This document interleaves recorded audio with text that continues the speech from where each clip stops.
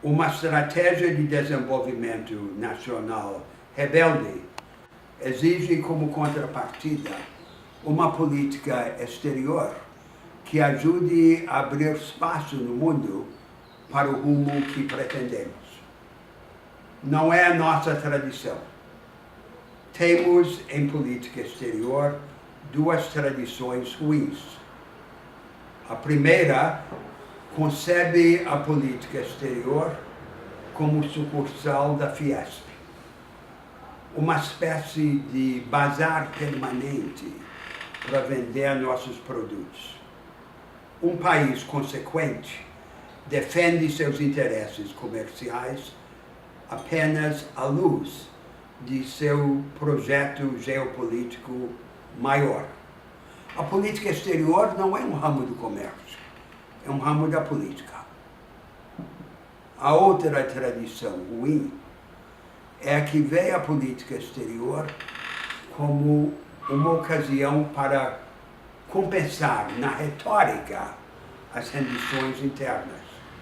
Vai se render aos bancos dentro do país, então denuncia os americanos na política exterior. Denuncia sem mudar nada nas condições objetivas de nossa dependência tecnológica dos Estados Unidos, nas questões centrais de defesa necessárias à afirmação de nossa soberania. Precisamos de outra coisa. Uma política exterior concebida e construída como política de Estado, não apenas como plano de governo. Uma política exterior que atravesse os governos e que se dedique aos interesses materiais e morais duradouros do país, que afirme nossa personalidade no mundo e que entenda que a tarefa superior de um chanceler brasileiro é explicar o Brasil ao Brasil, menos por palavras do que por atos. Uma potência emergente como o Brasil necessariamente quer uma ordem mundial com regras, porque sem regras as superpotências deitam e rolam. As regras interessam a nós. E ao denunciar a ideologia globalista, tomar cuidado para não permitir que globalismo signifique as regras de que precisamos. Mas aí que vem a questão mais profunda e sutil no manejo da política exterior de um país como o nosso. Temos sim que buscar uma posição melhor na ordem mundial existente, mas ao mesmo tempo lutar por mudanças dessa ordem. Uma potência emergente como o Brasil é necessariamente uma potência revisionista, uma potência que, junto com seus interlocutores e parceiros, lute por mudanças na ordem estabelecida. Aí é que se demonstra a virtude e a clarividência do homem de Estado. Em manejar esta relação entre promoção dentro da ordem existente e revisão da ordem. E o Brasil ocupa uma posição singular, porque não há outro caso na história moderna de um país de dimensão continental que emerge sem imperar ou pretender imperar. Os nossos interesses não são apenas materiais, são também morais. Uma política exterior concebida nesse espírito se há de organizar em torno de 4 grandes eixos: América do Sul, a relação com a China, a relação com os Estados Unidos e a relação com os outros grandes países emergentes, inclusive no contexto dos BRICS. América do Sul é o nosso espaço, geografia e destino. A base para uma convergência profunda e duradoura na América do Sul é compartilhamento de uma estratégia de desenvolvimento. Uma estratégia que reconheça e aproveite nossa riqueza e recursos naturais, mas procure, sobretudo, empoderar os agentes econômicos. Uma estratégia compartilhada de desenvolvimento manifesta em cadeias produtivas comuns e depois em instituições comuns. O Mercosul não é isto. O Mercosul ainda é um corpo sem espírito, um acerto meramente comercialista, não animado por um projeto comum de desenvolvimento. Impusemos a camisa de força da União Aduaneira sem sequer aprofundar o livre comércio entre nossos países. Ao buscar essa estratégia comum de desenvolvimento, temos que afrouxar a União Aduaneira, mas aprofundar o livre comércio. E ao fazer isto, buscar abertura, parceria com o Bloco do Pacífico. Entender que a predominância do Brasil na América do Sul é de tal monta que os nossos vizinhos vão buscar naturalmente um contrapeso à nossa influência. E se esse contrapeso não estiver fora, na China, na Rússia, em Cuba, vai estar nos Estados Unidos. Não há que lutar contra isso. Ao tentar impedir a busca desse contrapeso, apenas atrapalhamos a construção de nossa liderança natural. Aceitar os contrapesos, porém, não significa complacência com a presença militar de potências estrangeiras na América do Sul. É isso que não podemos tolerar. Presença militar cubana ou russa na Venezuela, presença militar dos Estados Unidos na Colômbia, no Paraguai ou na Argentina. E a maneira mais eficaz de evitar que essa intervenção estrangeira continue a acontecer é construir, passo por passo, a União Sul-Americana, sem permitir que ela seja inibida por prevenções ideológicas de esquerda ou de direita. A relação com a China.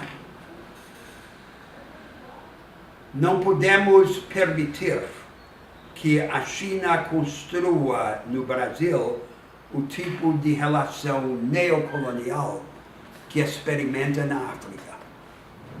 Para lá exportamos os nossos alimentos e produtos naturais e recebemos em troca todos os produtos da inteligência humana.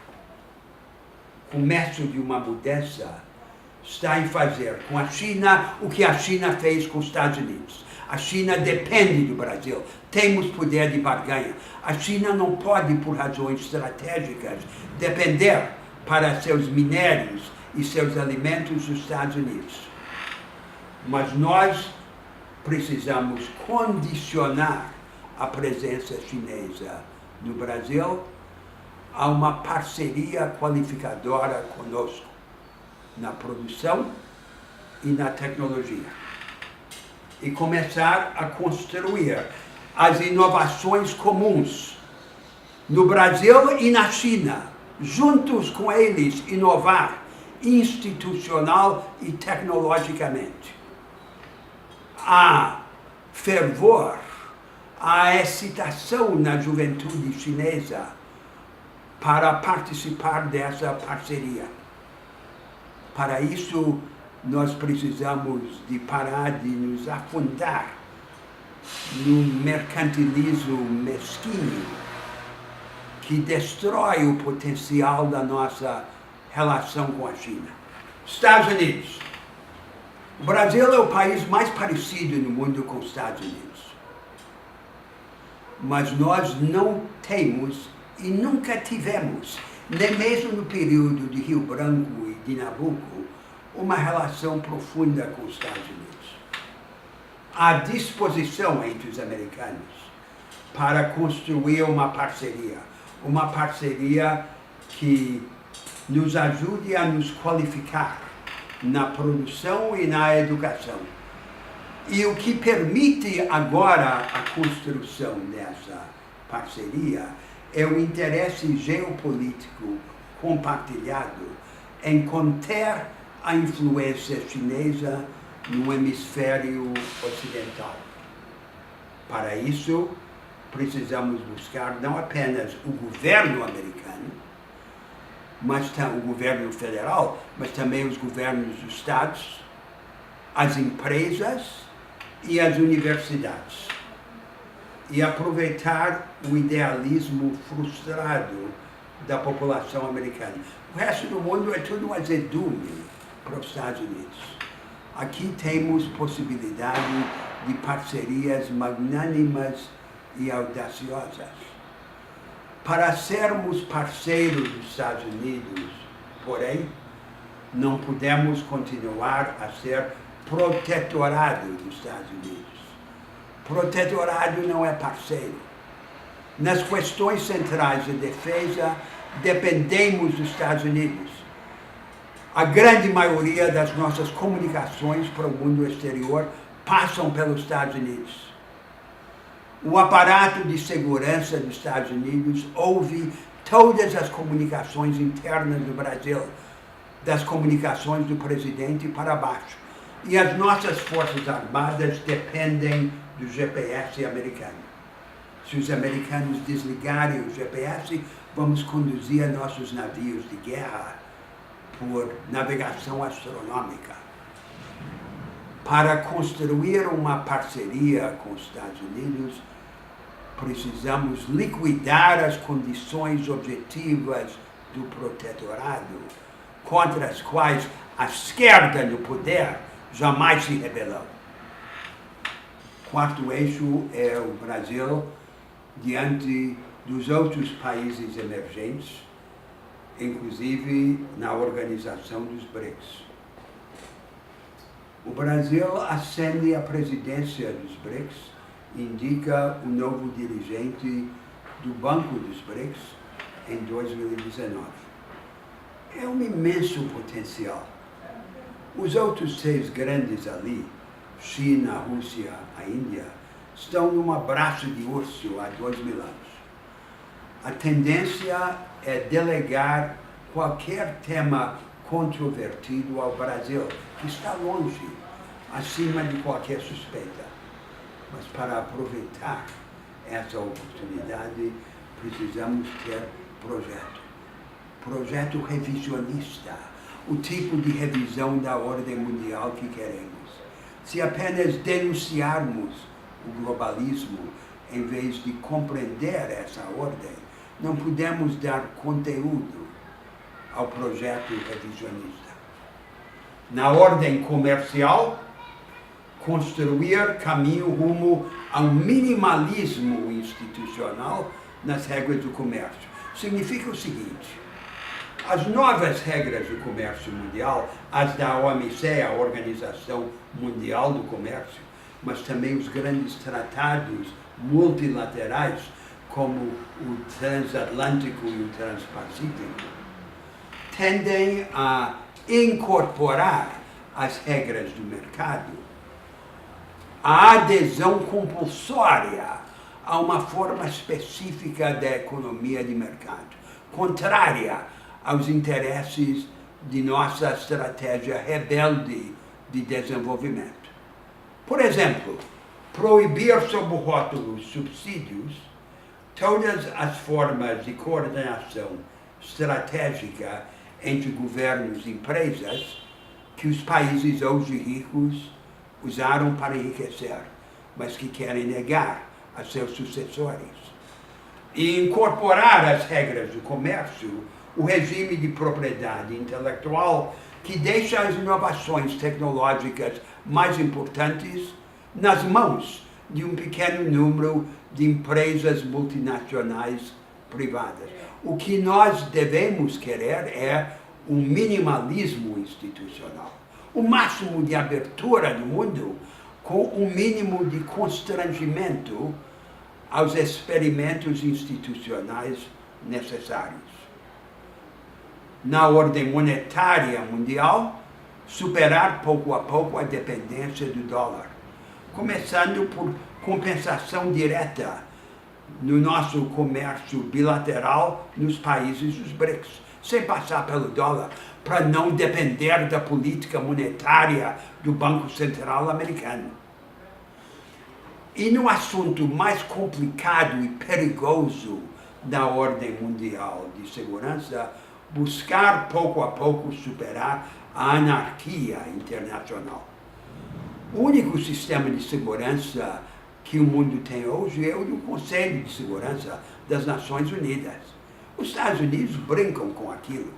Quando conseguem o que querem do Conselho de Segurança, enchem aquele balão de ar. Quando não conseguem, tiram o ar e vão organizar fora uma coalizão com seus aliados. Portanto, anárquico e perigoso. É preciso que as potências médias se juntem para organizar dentro e fora do sistema das Nações Unidas um regime que assegure às grandes potências, a começar pelos Estados Unidos e a China, nos seus interesses vitais de segurança, em troca de obediência a regras. Aí temos o começo de uma grande política exterior, uma política de Estado, que não é de direita ou de esquerda, é a política de Rio Branco, é a política dos homens e mulheres de Estado, é a política que cria o espaço mundial para a rebeldia da nação. É isto sim que nós queremos. E para isso precisamos acabar com a brincadeira. Sob os governos do PT, nós tivemos uma política exterior que começou com duas obsessões. Uma, assento permanente no Conselho de Segurança, prestígio, protagonismo, para quê? E a outra, conclusão da rodada de Doha, comércio, bazar, para os nossos produtos agrícolas. Ambos malograram completamente. Quando malograram, o governo do PT se voltou na América do Sul para a justa posição do pequeno mercantilismo, dos lobbies, com o culto das afinidades ideológicas. E fora, passou a sacrificar o importante ao vistoso. Foi uma política teatral. A Palestina, Afeganistão, Turquia, o que o Brasil tem a ver com isso? E o central, a nossa relação com os Estados Unidos e a China, nada. E agora os prenúncios no governo de Bolsonaro são a continuação da mesma coisa, com sinal trocado. Comercialismo pequeno, miúdo, pragmatismo antipragmático e viagens ideológicas. E cadê o projeto de Estado? Vamos nos rebelar contra tudo isso? Se querem fazer essas brincadeiras ideológicas, essa mistura de comercialismo, de bazar, com extravagâncias retóricas, tratam de fazer isso em outra área. No esporte, no teatro, em outro lugar. Na política exterior, pelo amor de Deus, não. Na política exterior, precisamos de uma política de Estado. E que a nação exija do governo federal a política de Estado. Aí sim, vamos ter aquilo que nos falta. A parceria indispensável entre o projeto interno forte e o projeto externo forte. Espaço para a rebeldia nacional.